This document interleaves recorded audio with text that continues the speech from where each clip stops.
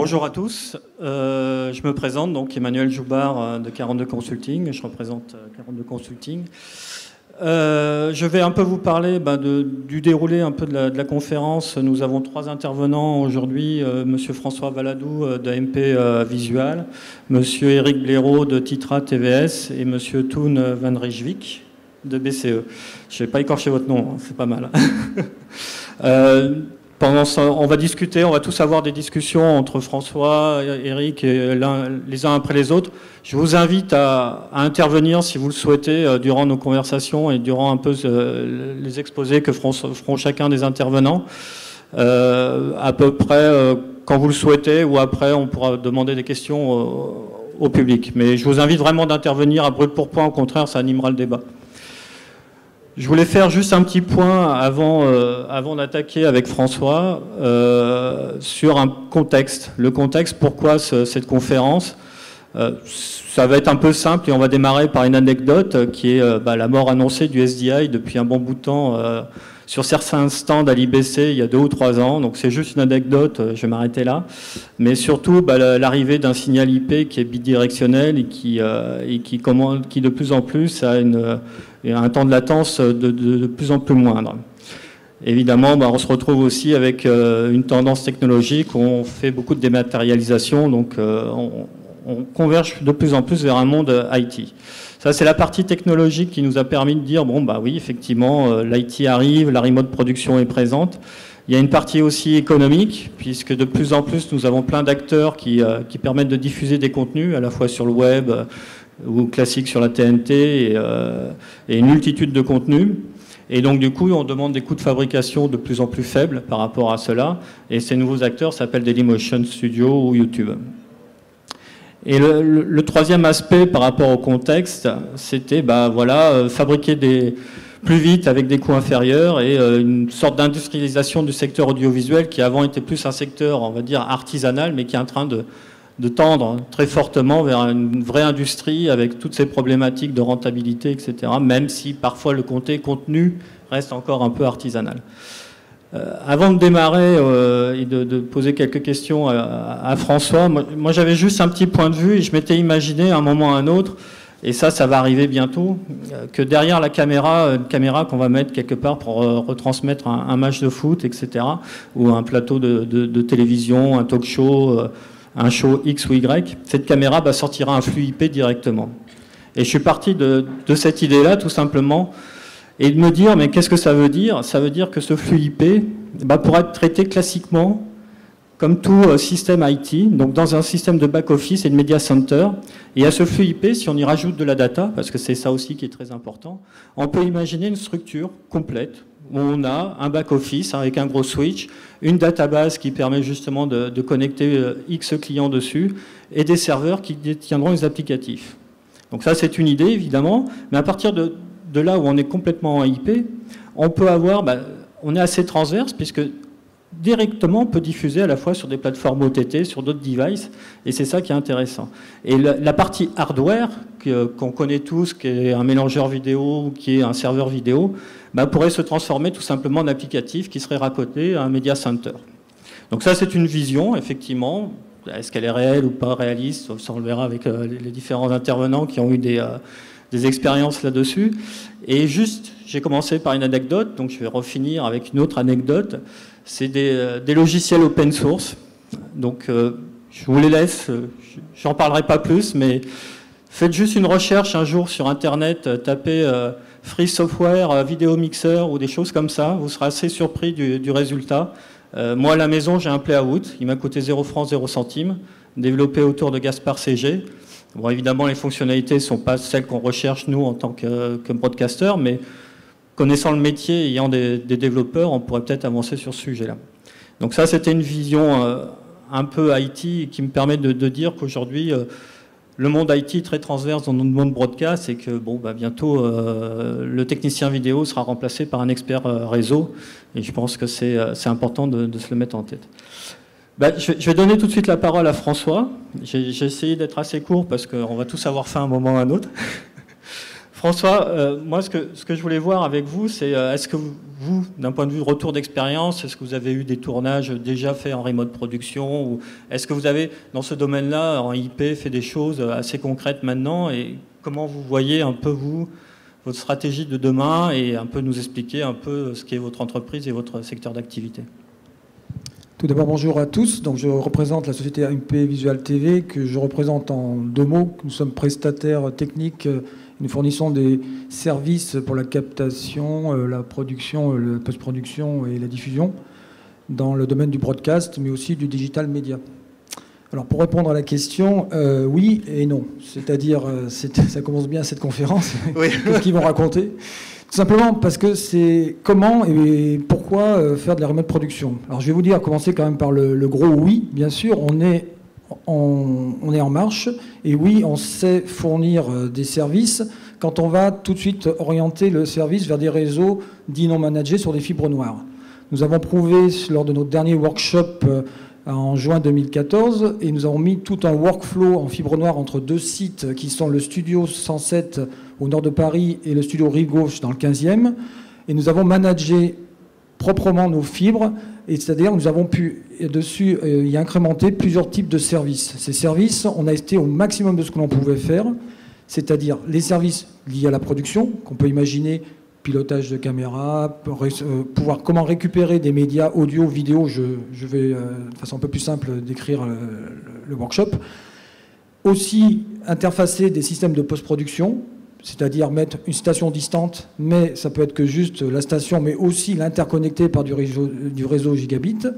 Ça peut être aussi des pilotages de consoles lumière à distance. Ça, c'est quelque chose aussi que nous réalisons, parce qu'il faut bien sûr considérer que tout est concerné dans la chaîne de production. Donc, je ne vais pas m'étendre de plus sur ce workshop, mais il démontre que oui, nous savons le faire et de façon factuelle, c'est-à-dire on peut venir nous voir aujourd'hui en tant que prestataire de service, on détermine une connexion intramuros Paris, parce que bien sûr, je précise que là, nous sommes très bien desservis avec des opérateurs, des fournisseurs de fibres intramuros, et là, ça peut être déployé. La techno, elle existe. Elle a son modèle économique, son coût, mais elle est possible. C'est pour ça que nous sommes dans la remote production en marche. On peut aussi dire, si on aborde les réseaux un peu plus managés, que oui, nous en faisons. Par exemple, on a un media center qui est pas loin d'ici, au studio 107. Ce media center rassemble une multitude de services qui sont liés, des services liés plutôt au digital média. C'est de l'ingest, de la post-production, du streaming, de la VOD, de la publication de contenu sur FTP, etc. Et j'en passe, avec de l'habillage, enfin bref, tout ce qui peut être agrégé, qui est un service agrégé que l'on veut rendre everywhere. Je m'explique, c'est-à-dire que vous êtes client, vous voulez par exemple, depuis votre site, et là je sors de la ceinture de Paris, manager votre montage, vous pouvez vous interconnecter via des réseaux managés ou plus ou moins managés, ça dépend ce qu'on entend par Internet, ou la 3G en termes de support. Vous interconnectez au système de post-production via une solution qui s'appelle Avid Central, que beaucoup d'entre vous devez connaître, mais qui est opérationnelle. Donc là, on est dans, et je laisserai après le collaborateur parler plus de cette partie post-production, mais oui, on sait faire de la remote production, que j'appellerais remote post-production aujourd'hui. Mais en termes de captation, de tournage... Alors voilà, c'est là que je vais arriver sur le petit bémol qui était ma réponse du oui-non. C'est-à-dire que maintenant, la cible qu'on s'est fixée, bien entendu, il faut qu'on trouve, dans ce que je viens de parler, un modèle économique, des intérêts de le faire, étudier comment dire, le partage des services, parce que c'est ça le but de faire ce genre de configuration. Maintenant, la cible qu'on s'est donnée et celle qui est celle qui fait le plus buzzer, on va dire aujourd'hui, on va dire en Europe et à l'étranger, en poussant les frontières, c'est de pouvoir se dire, voilà, je dématérialise tout ça, je fais une interconnexion de ce qui était connecté, tout ce qui est connecté sur mon cas régie, je le connecte maintenant à une régie distante. Cette phase-là, bien entendu, elle n'est pas encore abordée de façon optimale. Nous avons utilisé et essayé le système qui marche sur 1 gigabit, le Sony NXL IP55, c'est une solution, elle fonctionne, c'est très clair. Ce qu'il faut savoir, c'est qu'après, lorsque on sort du réseau fibre noire que l'on peut par exemple manager, ce qu'on avait fait avec notre partenaire Riddle avec une solution MediaNet où là on sait de façon simple interconnecter différents services et solutions. Sur le système du management des réseaux et à distance avec de grosses envergures, là, on commence à aborder les choses, mais on est dans l'écriture de l'histoire. D'accord. Mais par rapport à ça, vous avez sûrement rencontré des failles à des moments ou à un autre, où vous avez eu à avoir des problématiques. On a parlé de réseau, de garantie de bande passante. Est-ce que vous avez fait des tests sur 200, 400 km, etc., des choses comme ça? Et est-ce que la vraie problématique, c'est pas ça, c'est justement cette garantie de bande passante et du réseau? Alors ça, c'est un aspect très technique et technologique qui me tient à cœur, puisque par rapport à ma fonction, je dois y être plus que vigilant.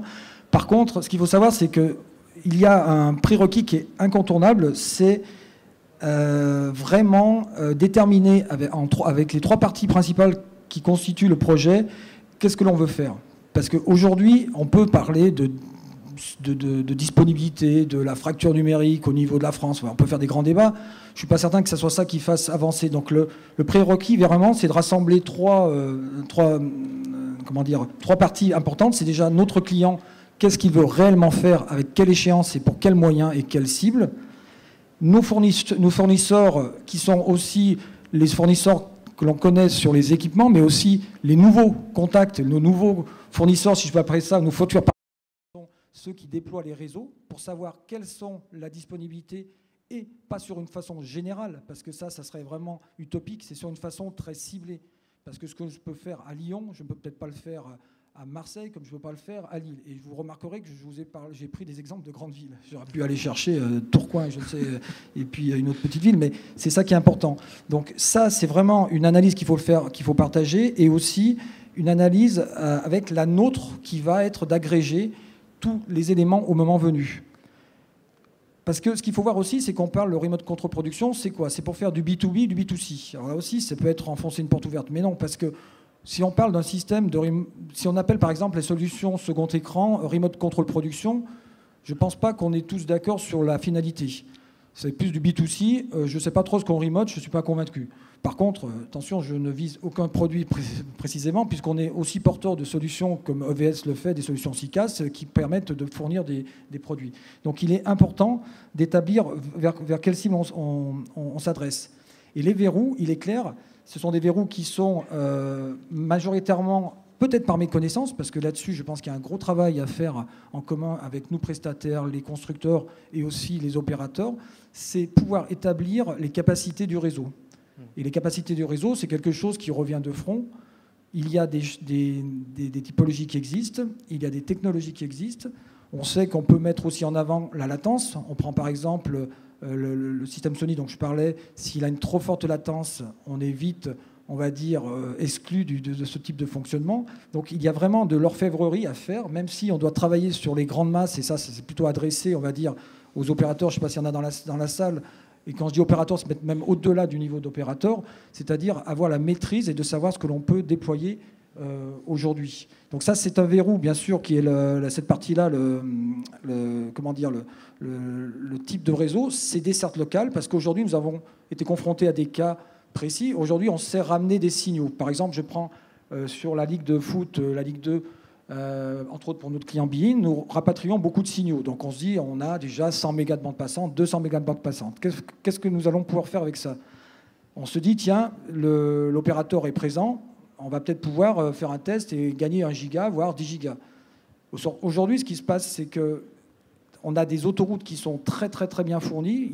La capacité, elle est claire et présente. Maintenant, il y a tout un travail marketing de développement de la desserte locale, puisque souvent, c'est l'obstacle que nous rencontrons, c'est savoir comment on va de ce fameux nœud de l'opérateur vers le site. Et pouvoir trouver aussi des modèles en mode one-shot, parce que c'est quelque chose qui est très très important, c'est que sur des marchés récurrents, on peut imaginer, c'est d'ailleurs pour ça que peut-être tous les stades de foot sont déjà câblés, parce qu'ils sont raccordés, parce qu'on a une visibilité, on sait voir à long terme ce que l'on peut investir, comment répartir les gains ou les efforts. Mais il faut savoir que dans le métier de la production live, comme nous on le fait tous les jours, le one-shot est très récurrent dans le sens où c'est plus de 80% de notre quotidien. Donc aujourd'hui, il est important de pouvoir déployer de façon ponctuelle, à des coûts raisonnables, ce fameux lien.